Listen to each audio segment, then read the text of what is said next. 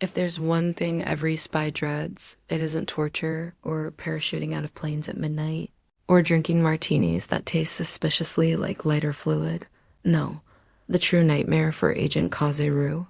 Being told, Agent, you'll need to infiltrate their all-women's facility. Kazeru, Japan's top secret agent, leaned back in his chair as the director slid a manila folder across the table. Inside this heavily guarded lab lies Project Venus, a bioweapon that could turn men into obedient swooning.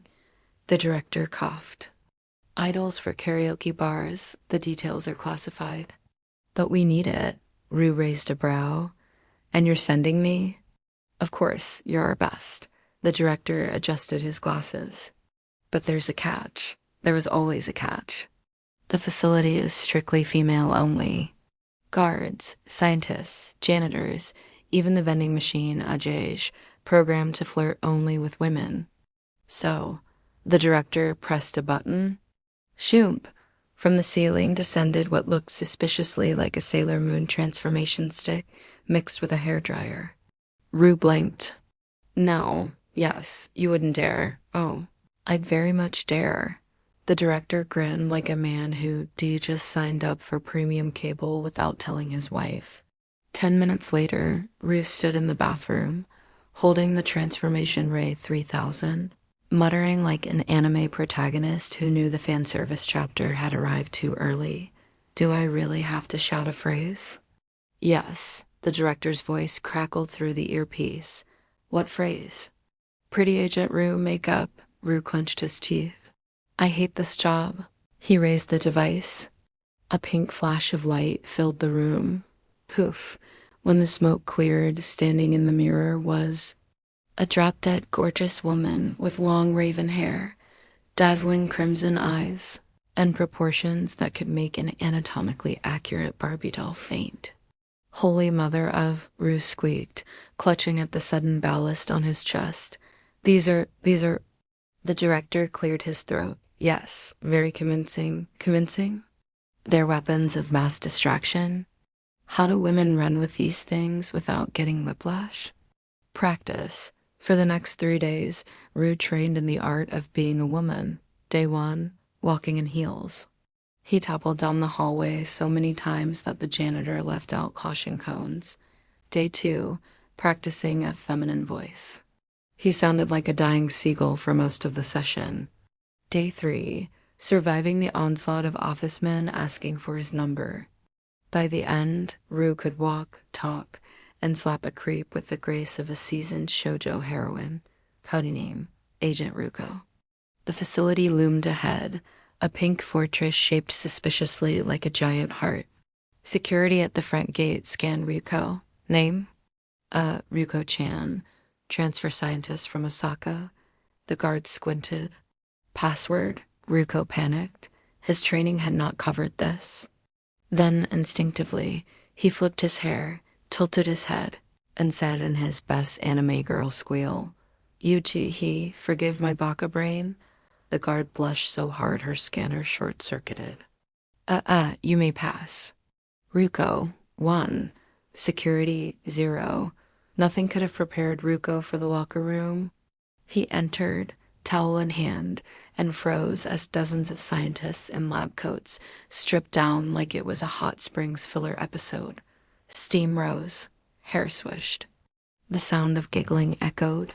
Ryuko's brain blue-screened.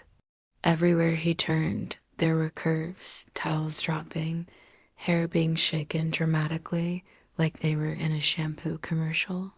His inner spy screamed for discipline, but his new body betrayed him. Cheeks flushing, legs wobbling, heart pounding like a drumline at a sports anime finale. Hey, new girl. A bubbleless scientist with neon pink hair waved at him. Come join us. The jacuzzi's warm tonight. Ryuko squeaked in a pitch higher than any falsetto he'd ever pulled off in karaoke. I'll pass. I just remembered I left my centrifuge running. The women laughed, completely buying it. Ryuko stumbled out of the room like he'd survived a boss battle with no HP left. Disguised as Dr. Ryuko, he walked the corridors of the facility. His heels clacked, his hips swayed, unintentionally too much. Since the transformation ray had gone a little overboard with his body proportions, scientists whispered as he passed. Wow, who is she? She's gorgeous. Do you think she's single? Every glance made him sweat. He wasn't just infiltrating an enemy base. He was unintentionally winning a harem anime competition. Finally, he reached the restricted laboratory. The door required a thumbprint scan. No problem. He slipped a small gadget from his purse, which he had christened the bag of holding lipstick edition, and copied the print from a guard earlier. The door beeped open. Inside, under glowing blue lights, sat the prize, a glowing vial labeled Project Venus. The liquid shimmered pink, pulsing faintly as if it were alive. Ryuko carefully lifted it, whispering, "Mission accomplished." That's when the alarms blared. Intruder alert. All units code pink. Women swarmed into the hallways, guns raised. Ryuko darted behind a pillar, heels clattering. He cursed under his breath. Why hadn't they given him sensible spy sneakers instead of stilettos? A squad leader shouted, "Find the imposter. No man can breach this facility." Ryuko adjusted his wig, which technically was his real hair now, and stepped out. He flipped his raven locks dramatically and shouted, "UW notice me, senpai." Every soldier froze. Blushes erupted like volcanic explosions. Guns lowered. One guard clasped her cheeks. "She's too cute." Another whispered, "I'd die for her." The squad leader dropped her weapon, tears in her eyes. Go, my beautiful goddess. Be free." Ryuko dashed past them, trying not to scream. But the real obstacle stood ahead. Dr. Scarlet, the head of Project Venus. Tall, elegant, dressed in a lab coat with enough cleavage, showing to make OSHA inspectors faint.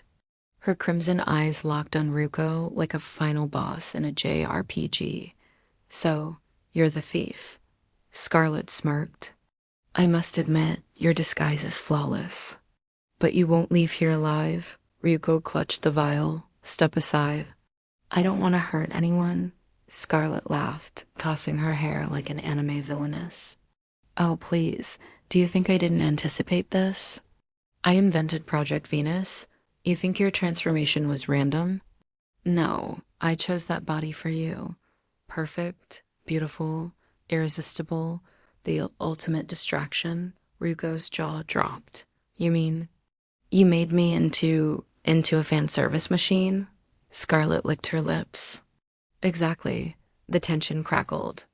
Anime sparkles filled the air. Somewhere, dramatic violin music started playing.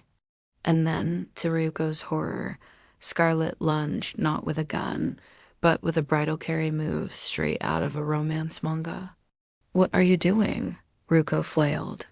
"You'll stay here forever," Scarlet declared, "as my assistant, my muse, my waifu." For a split second, Ryuko considered it. No more car chases, no more near-death missions. Just baths, compliments, and fancy lab coats. But then his earpiece buzzed. The director's voice whispered, "Agent, remember the mission." "The world is at stake," Ryuko groaned. "Stupid conscience?" With a swift kick, made surprisingly powerful by his new thighs, he knocked Scarlet off balance, bolted out the door, and sprinted through the halls. Sirens wailed, guards shouted, but Ryuko's new hips worked like turbo engines. He leapt, slid, and ducked like a heroine in a shonen sports arc. Finally, he burst onto the rooftop. A helicopter hovered overhead, rope ladder dangling. "Ryuko, jump!" shouted the pilot. Clutching the vial, Ryuko ran to the edge, heels clacking one last time, and hurled himself onto the ladder.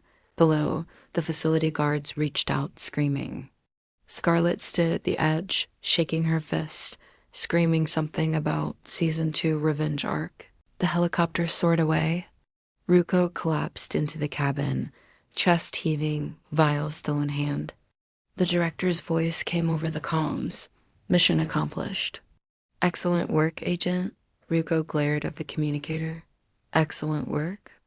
I spent 3 days being ogled like a swimsuit model, almost drowned in a jacuzzi, and was nearly kidnapped into a Yuri subplot. The director chuckled. Yes, very convincing. Ryuko groaned, burying his face in his hands. Next mission, I'm demanding hazard pay. And a sports bra. The helicopter flew off into the night sky, sparkles twinkling around it like the end of a rom-com anime episode.